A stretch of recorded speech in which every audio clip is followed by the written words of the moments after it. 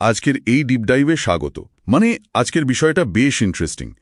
গুরুত্যাগ বা ধরুন পুরনো পথপ্রদর্শককে ছেড়ে নতুন শিক্ষা গ্রহণের যে আধ্যাত্মিক আর দার্শনিক দিকগুলো আছে সেটা নিয়ে কথা বলবো।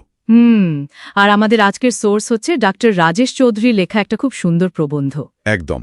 আর এই ডিপ ডাইভের মিশন হলো এই যে অন্ধবিশ্বাস বা গোড়ামি কিভাবে আমাদের মানসিক বিকাশ আটকে দেয় সেটা বোঝা, আর প্রকৃত অর্থে গুরুত্যাগ বা মহাপাপ বলতে আসলে কি বোঝায় সেটা উদ্ঘাটন করা। ঠিক, বিষয়টা সত্যি খুব প্রাসঙ্গিক, কারণ সমাজ তো আমাদের শিখিয়েছে যে কোনো কিছু ছেড়ে যাওয়া মানেই অপরাধ, আর সেটা যদি গুরুর মতো কেউ হন তাহলে তো কথাই নেই। আচ্ছা, বিষয়টা একটু বিশ্লেষণ করা যাক।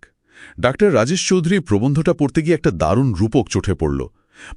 ধরুন সূর্য ওঠার পরেও কেউ ঘরের দরজা জানালা বন্ধ করে মোমবাতির আলোয় বই পড়ার চেষ্টা করছে। হ্যাঁ, শুনতে বোকামি মনে হলেও আধ্যাত্মিকতার জগতে কিন্তু অনেকে ঠিক এই কাজটাই করে থাকেন। টেপটাই ধরুন কেউ এমন একটা পুরনো স্কুলে ভর্তি হয়েছে যেখানে তার বাপ দাদারা পড়েছেন, কিন্তু এখন সেখানে পড়াশোনার কোনো পরিবেশ নেই। হ্যাঁ, শিক্ষকরাও আসেন না, সে শুধু আর কি আমি একটা স্কুলে পড়ি ভেবেই নিশ্চিন্তে দিন কাটাচ্ছে।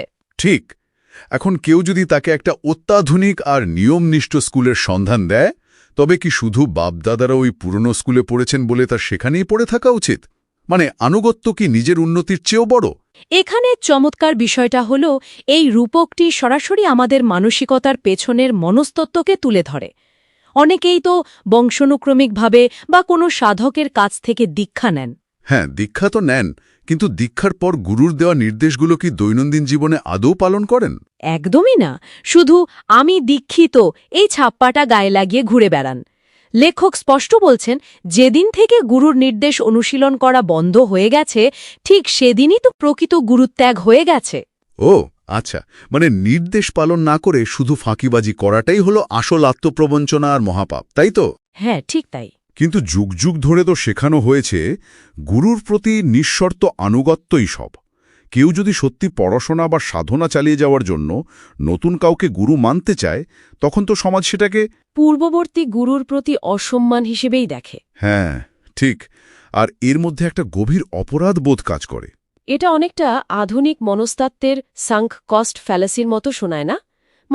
আমরা একটা পুরনো সিস্টেমে এত বেশি সময় ও আবেগ দিয়ে ফেলি যে সেটা অকেজো হয়ে গেলেও ছেড়ে আসতে ভয় পাই। একদম নিখুঁত একটা তুলনা। এই অপরাধবোধ থেকে বেরোনোর জন্যই আমাদের শ্রদ্ধার ধারণাটাকে নতুন করে বুঝতে হবে। প্রবন্ধটিতে খুব সুন্দর একটা উদাহরণ দেওয়া হয়েছে। হ্যাঁ, ওই যে বিয়ের পর একটি মেয়ে যখন তার শ্বশুরকে বাবা বলে ডাকে, তার মানে তো এই নয় যে সে তার নিজের জন্মদাতা পিতাকে অস্বীকার করছে, তাই না? ঠিক ধরেছেন, শ্রদ্ধা সেখানে বিস্তৃত হয়, বাতিল হয়ে যায় না। এখানেই বিষয়টা সবচেয়ে আকর্ষণীয় হয়ে ওঠে। বুঝতে পেরেছি, এটা তো সেই প্রাইমারি স্কুল থেকে ইউনিভার্সিটিতে ওঠার মতো ব্যাপার। একদম তাই।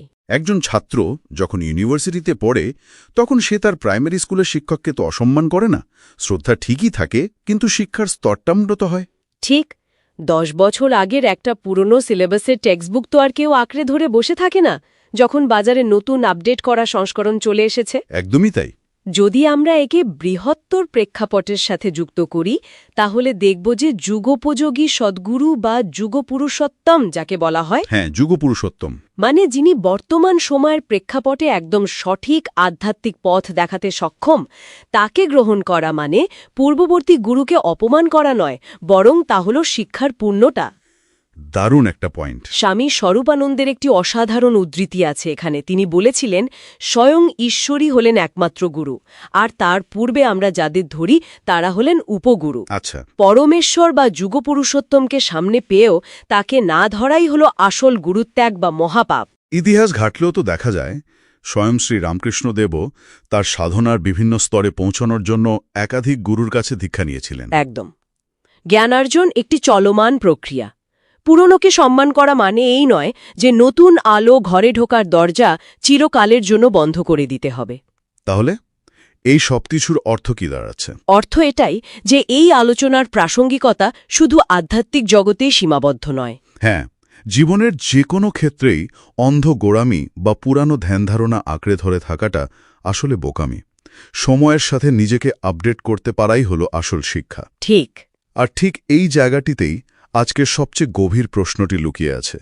যদি অবিরাম জ্ঞানার্জন ও আলোকিত হওয়াই জীবনের মূল লক্ষ্য হয়, তবে অতীতকে ত্যাগ করার এই ভিত্তিহীন ভয়ই আমাদের চূড়ান্ত সম্ভাবনার পথে সবচেয়ে বড় বাধা হয়ে দাঁড়িয়েছে। এই ভাবনাটা নিয়েই আমাদের আজকের ডিপ ডাইভ শেষ করছি।